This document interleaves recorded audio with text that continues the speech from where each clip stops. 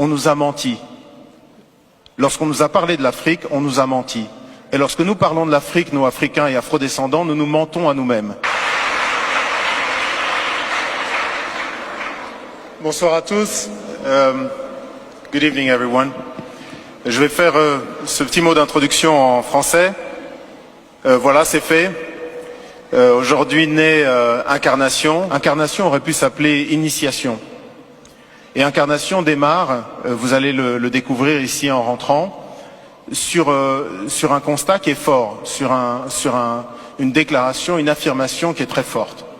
On a parlé à l'instant de cette carte renversée. En fait, les cartes pré-Mercator, beaucoup de cartes représentent l'Afrique avec le nord en bas et le sud en haut. C'est ce qu'on appelle un point de vue afrocentrique. Et effectivement, la Terre, c'est une sphère qui flotte dans l'univers. Et dans l'univers, il n'y a pas de haut et il n'y a pas de bas. Et moi, je considère effectivement que ce n'est pas anodin le fait qu'on ait choisi que l'Europe soit en haut et l'Afrique soit en bas. Deuxièmement, Mercator, ce géographe de la Renaissance, a décidé, pour essayer de développer et aider les lignes maritimes, donc en faire des lignes droites, décidé de projeter ce qui est un globe en 2 dimensions sur une carte. C'est les cartes qu'on utilise toujours aujourd'hui. Et le problème, c'est que mathématiquement, quand vous faites ça, vous devez choisir un point de référence. Le point de référence détermine en fait quelle partie sera la mieux représentée ou la plus grandement représentée et laquelle souffrira.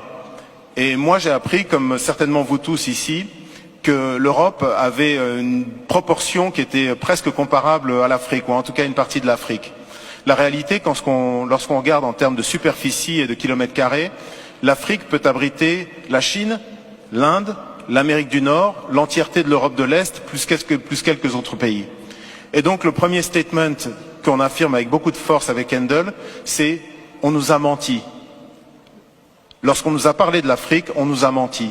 Et lorsque nous parlons de l'Afrique, nous Africains et Afrodescendants, nous nous mentons à nous-mêmes. Et je voudrais dans ces petites clés vous donner quelques éléments. La première clé que je voudrais vous donner, c'est ma réaction il y a quelque temps. J'étais en train de passer du temps avec mes enfants et je regardais la télévision.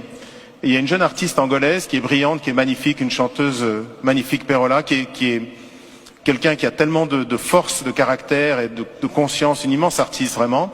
Et elle montrait l'Angola, qui a été un pays qui a été détruit par la guerre, et elle est allée à Soyo, à l'embouchure du fleuve Congo.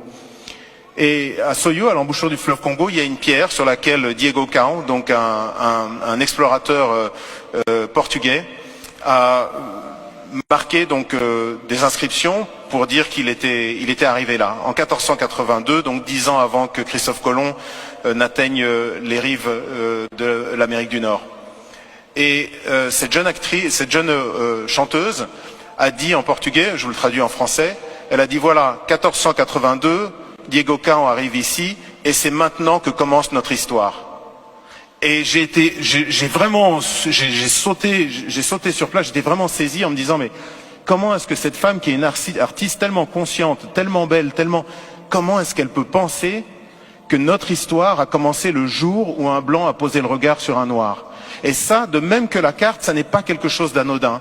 À un moment là où l'Afrique est obligée de se projeter dans le 21e siècle, à un moment là elle est toujours un réservoir de croissance pour le monde entier et d'enrichissement à part pour l'Afrique elle-même, je pense qu'il faut effectivement que nous, les Africains et les Afrodescendants, mais également, c'est un fait qui s'établit pour le monde entier, que nous arrivions à réfléchir sur à quel point nous sommes orphelins de l'Afrique.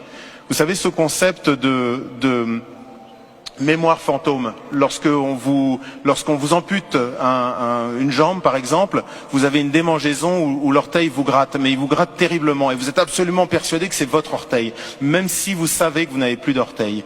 Et ben c'est un peu ça le sentiment que beaucoup d'Africains finalement ressentent par rapport à l'Afrique, c'est cette espèce de douleur de mémoire fantôme. Et aujourd'hui, cette exposition essaye d'adresser cette question-là.